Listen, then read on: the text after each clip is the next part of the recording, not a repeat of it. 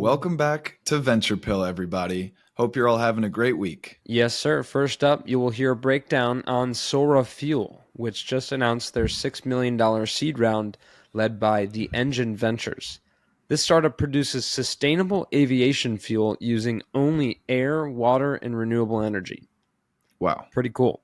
Yeah, so stick with us to hear about Batbox, our second company this week, a social and tech-infused baseball Eatertainment company, which just announced a $7.3 million Series A led by Emerging Fund and MG Partners. Love me some good Eatertainment. Lastly, stick with us as we close out this week's dose with a Pillfolio update, as Bilt Rewards is back in the news again after securing an $150 million funding round led by Teachers Venture Growth. As a reminder, and we'll get more into it in the breakdown, the startup offers a unique loyalty program that allows renters to earn points and build credit by paying rent. Yeah, I think that's the first triple portfolio update, which is cool. You know, we've been doing this for that long to cover a company for a third time. We'll do our best to update you guys, and for those that haven't heard about it, you get to hear the breakdown. Another fun one for the Pilgrims this week. Let's get into it, partner. Here we go. You see here, kid, you gotta just go for it. Don't think about what comes after or what came before. You just gotta bend your knees, take a deep breath, and jump. This is Venture Pill, your weekly dose of startups and venture capital. We break down recent startups in the news and interview founders and investors to help you stay informed in the evolving world of venture.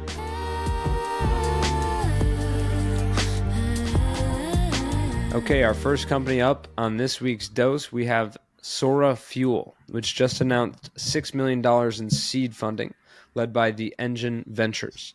The round also included participation from Wireframe Ventures, among some others. Now, in short, Sora Fuel produces what's called sustainable aviation fuel, or SAF for short, using only air, water, and renewable energy. Incredible. And according to a carbon capture magazine, which we have linked in the show notes, aviation emissions have quadrupled in the last 60 years, which now makes up 2.5% of global CO2 emissions, as well as contributing about 4% towards global warming. So to kind of underscore where Sora Fuel is bridging a gap in the current market, today's only commercially viable SAF, sustainable aviation fuel, is made from the hydroprocessed esters and fatty acids, or HEFA for short, of course. And this method relies on expensive waste oil material. Yeah, everybody knows and loves HEFA, of course. No, but that was interesting to learn about. So we were diving deep into the realms and types of processing of aviation fuel. And when you compare that to other industry standard methods that don't provide much of a benefit to the environment due to a reliance on non-biogenic sources of carbon, you start to see where Sora Fuel comes in and how they compare against existing options. So basically, they've developed a much cheaper approach to SAF, or sustainable aviation fuel, using atmospheric CO2, as little as 10% of the cost of competing methods mentioned earlier. So an order of magnitude difference there is crazy. So congrats to them on creating this technology. It allows them to capture CO2 for just $20 per ton. Not to mention, it also eliminates the need for feedstocks other than air and water, which connects both to the lower cost and the environmental benefit. A true win-win here for Sora Fuel as compared to traditional methods relied on in the industry up to this point. Yeah, love to highlight a good win-win. And so with that said, their jet fuel is priced quite competitively compared to traditional jet fuel available in the market. And so for aviation companies looking to reduce their carbon footprint, Sora could be the exact solution they need, not to mention other tailwinds that are propelling this startup forward, like regulation incentivizing and requiring corporations to reduce carbon emissions. And it seems like we've covered at least one company the last few weeks who has set out to reduce carbon emissions. And we know how big of a problem this is and the goals that many companies have set out, and different industries kind of making up different slices of the carbon emissions pie. It certainly makes sense that aviation is a big industry contributing there, and obviously one where improvements need to be made for us to improve our environment and make up for the harm that we've done over the last several decades, as we talked about earlier. So with that demand potentially here, if Sora has a solution that they say they have in a competitive price, you might wonder, well, how are they going to meet that? How are they going to scale? And that's actually the key with their process here, is that their inputs to make the fuel are readily available, air and water. So theoretically, they should be able to grow as needed, but put into practice, obviously a different story. We'll see how they can scale their operations and the business to meet that demand. But at the core, the technology is really well positioned to serve this market. Yeah, no, I mean, always a challenge to scale to meet demand, but love when there's no supply chain associated with air and water. So at least their inputs are quite simple.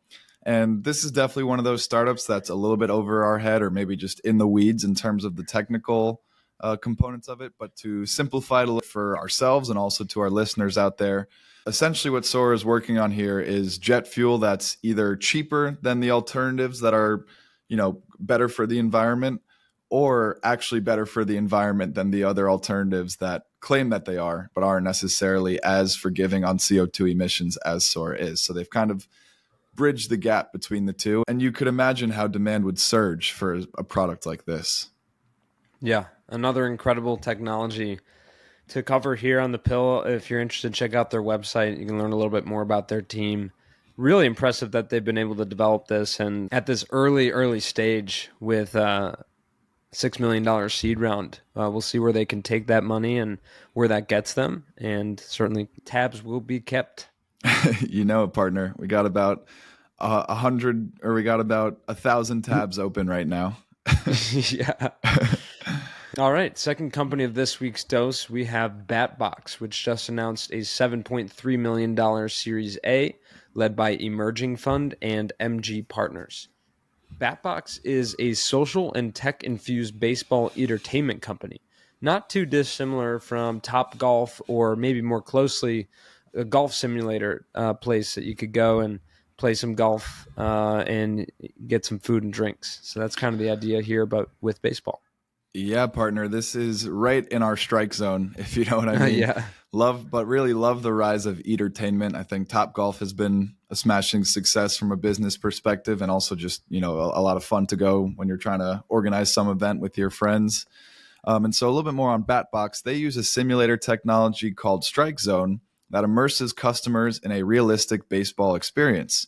At each bay, kind of like a stall, groups of up to 18 players can compete in teams in a full 3, 6, or 9-inning game. Start stretching if you're playing a 9-inning game. Oh, yeah. You can also do, if you don't want to play a full game, you can also do home run derbies and even pitching contests or other batting challenges. Very interactive, different types of gaming offered with BatBox.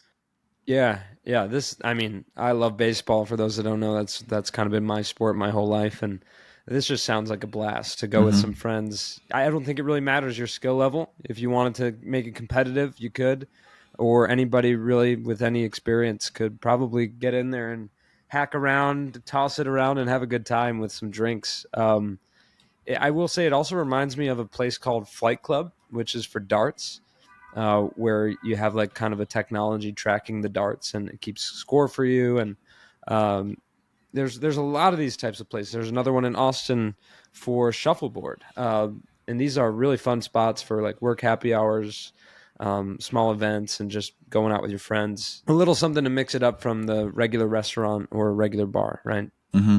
And so, of course, when you go there, you got all the classic TV screens with sports on, plus table service for high quality food and drinks. They seem to take pride in that on their website. If you take a look, high quality ingredients and kind of more of an upscale experience. And it should be noted that they've already had great success down in our neighbors to the south in Mexico. So they're going to be looking to expand from there. Yeah, I mean, guys are simple, right? TV screens, sports, some food and drinks. We don't ask for much more. A relaxing neck and shoulder massage and hair that always looks great. What? Sports clips. It's good to be a guy.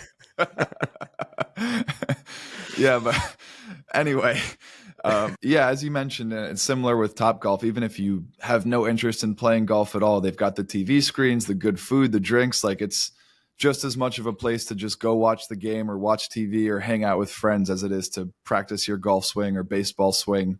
And also, a little friendly competition is always fun. Oh yeah. And so, getting into their plans with this funding, Batbox looks to expand operations into the United States. Again, as you mentioned, they've already had some success in Mexico, which is an obvious next step, as baseball is America's pastime and home to almost all MLB teams across a couple dozen markets. I mean, the biggest markets in the country have baseball teams.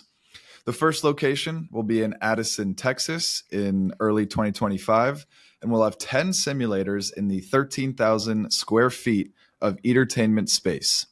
And moving forward, they'll look to open up to 25 locations by 2030 in cities with MLB teams. Yeah, and I can imagine as they expand, just to riff a little bit on what we would do if we were them is, just to kind of tailor it to each city and ballpark. An extension of the experience you might have at the game. For Wrigley Field and the Cubs, you'd have some classic Chicago dogs, the baseball bat beers, Cubs helmet ice cream, just like you get at the game. Maybe you have some ivy up in there. Just really do it up. And I feel like that's what they're going for here. Make it as custom feeling as you can for the people of that city. Could be a big draw for tourists. And obviously, I think they'd be very much open to a partnership with the MLB where they can actually brand, co-brand with this and license that branding to make it as intertwined with the game day experience and the stadium experience as they can. Yeah, no, I love that idea. It's a good riff partner. And if it's anything like Yankee Stadium, then it'll be $18 beers. Yeah. But no, I agree. Like just basically extending the ballpark outside of the ballpark. Like, even if you don't love baseball, sometimes it's just fun to go to a game because the weather's perfect and you get your Chicago dog, you get your ice cream in a helmet cup. And it's just, it's like a certain America's pastime feel to it and cultural feel to it that is hard to replicate, but would be awesome if they could at Batbox. Also, final note here, one thing we wanted to point out is that this is a little bit outside the norm of a typical VC play, as this is, as we just covered, they're opening up brick and mortar locations, which is typically more capital intensive than a venture capital company, right? Usually it's tech or, some software component, something that's a little bit less intensive than fully building a location. That said, we have seen some other companies trying to ride the wave of Eatertainment, again, a rising trend. Most notably Whoosh, which we covered back in episode 124, which is an operating software designed for golf clubs and tennis clubs, looking to also serve other similar daily fee businesses like Batbox. So maybe you and I could put on our portfolio services hat and make a little Pillfolio connection introduction between the two to ink a partnership, start a conversation. Yep, Batbox and Whoosh via Venture Pill. That would be pretty cool.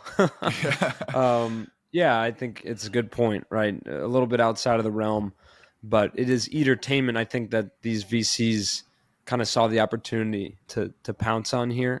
And, certainly with tech involved, but obviously a bit of a different company than we normally cover and close to our hearts as we both love baseball and this sort of thing. So hopefully if there's one in Chicago or New York or Austin, we'll be hitting that up very soon. Yeah, reminds me of what is it, Sluggers in Wrigleyville when you and I went to Sluggers. Yeah, that's very much live, like batting cages, but it's so much fun, and I can only imagine that this would be also just a blast to play with your friends, get into a game against each other. Love the idea here. Yeah. Again, right in our wheelhouse, our sweet spot. What could go wrong? What could go wrong with balls and bats and throwing hard and alcohol right nearby? Yeah. But right in the sweet spot of our barrel, right? Yep. You nailed you cranked that one out of the park, partner. All right, time for our 7th inning stretch, brought to you by the I don't know, take me out to the ball game. Because we're about 2/3 through this week's dose. We've actually brought in Harry Carey to sing this week's Take me out to the ball game.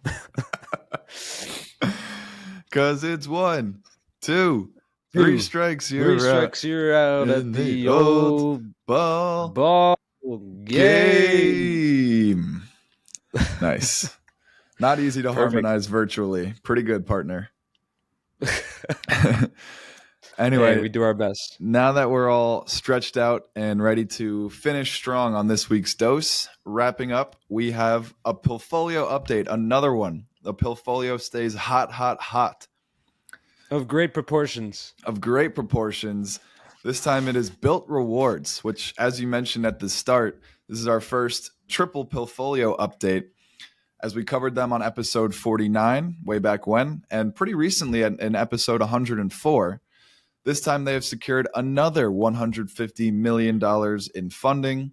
The round was spearheaded by Teachers Venture Growth, which interestingly is a division of the Ontario Teachers Pension Plan that specializes in late stage and growth investments.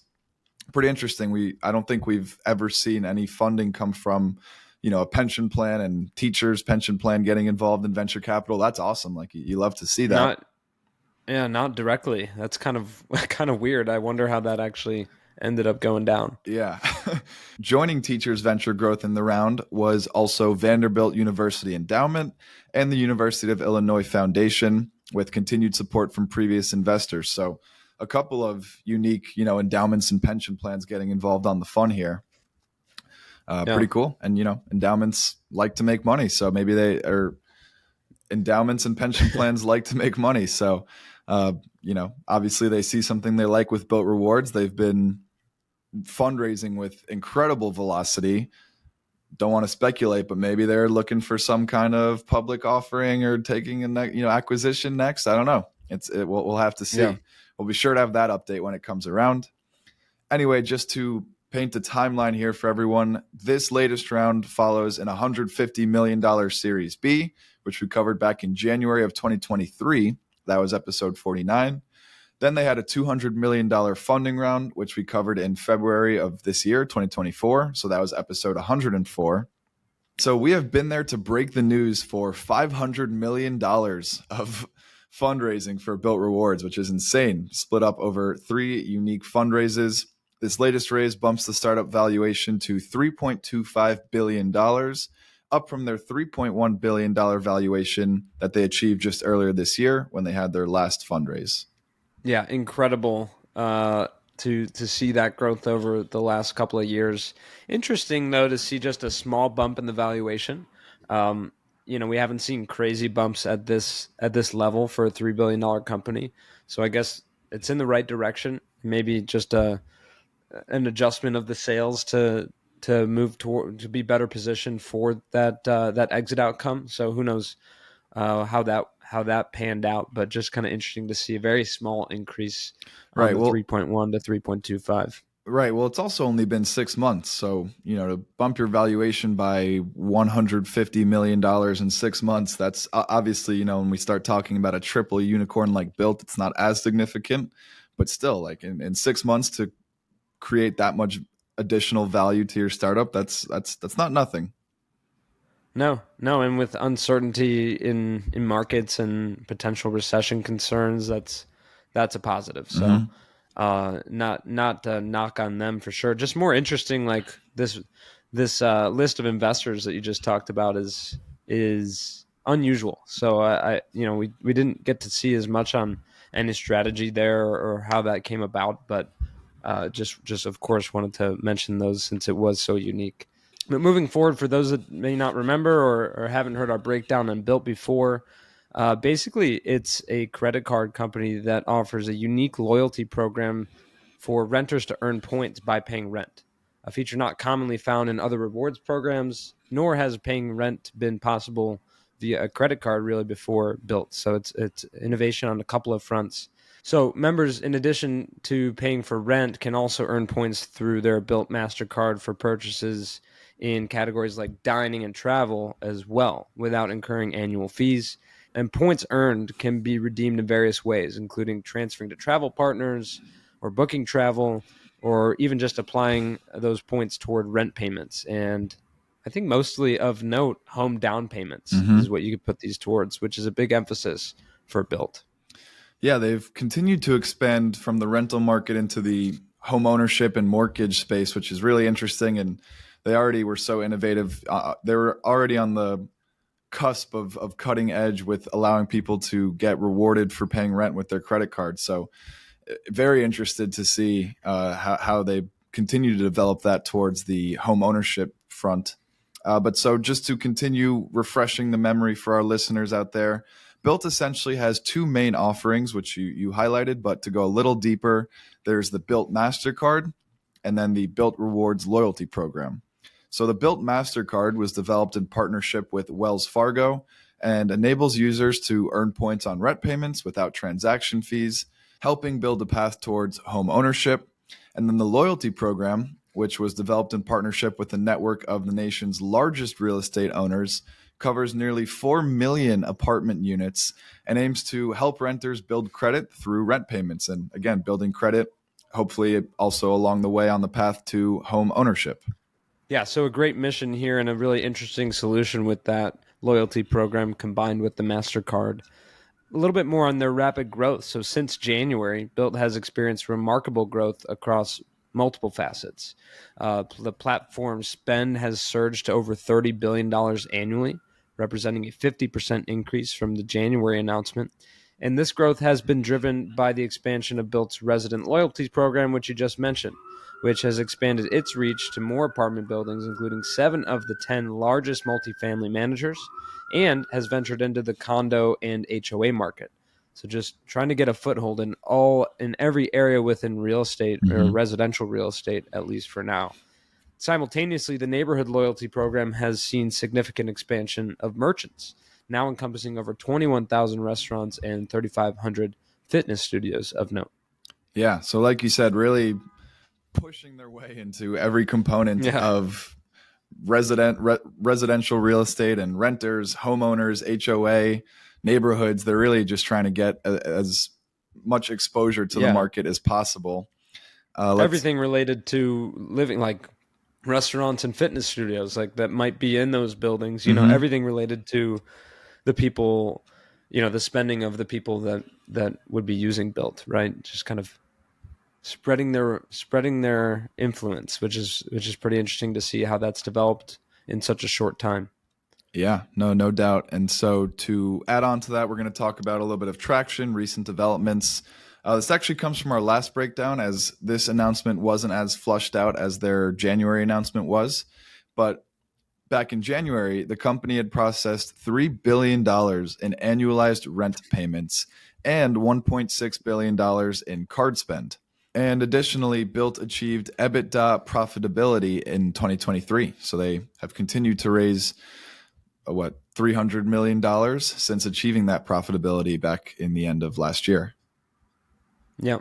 And so with this new capital, they're going to expand the Bilt Rewards Alliance, which partners with those large multifamily, single-family, and student housing operators nationwide.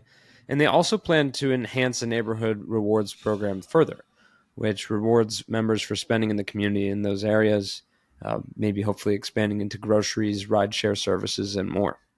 Right. And additionally, the company intends to introduce mortgage payment rewards later this year, which we talked about at the top. But again, just working their way into all of these communities, really trying to make their name as associated with rental and home ownership as possible. And they seem to be they seem to have earned a pretty strong foothold in the space.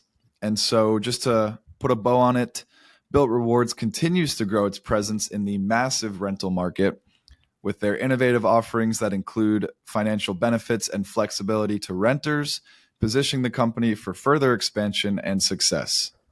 Yeah, I remember when we first came across Bilt, it was like such a cool idea, seemingly simple, but maybe hard to execute. And I think it's impressive to see that they've been able to do that and ink these partnerships with legitimate, huge companies in the industry and make a name for themselves. Like you said, when it comes to credit card companies, sometimes it comes down to branding and comes down to branding and the categories that you make a name for yourself in. And they're clearly well on their way to maintaining that and growing that in the coming years. Yeah, no, it's a good point. I think the specific differentiator they have here compared to any competitors that might be trying to enter the space is just those key partnerships that they've been able to lock in with Wells Fargo, as well as some of the largest real estate rental companies out there.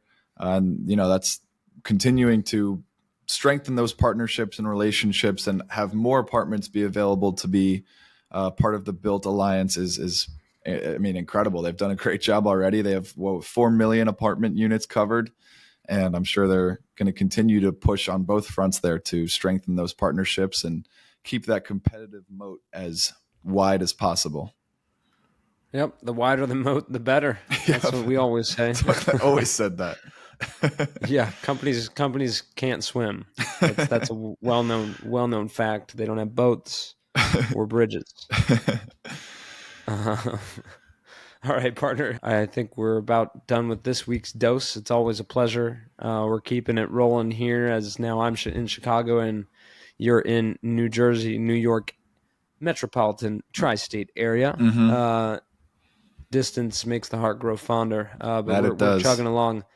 Always a pleasure and hope that the Pilgrims enjoyed this week. We will catch you all next week. As always, take care. Thanks for listening. Thanks for listening. Join us next week for another dose of startups and venture capital. And as always, we appreciate our pilgrims spreading the word about the show. Share with your friends and help someone else make the pilgrimage. See you next time.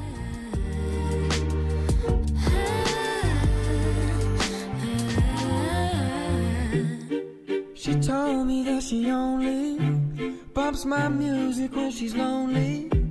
Thinks my vibe's a little low-key, okie dokie, that's alright, but wait, I don't know how to do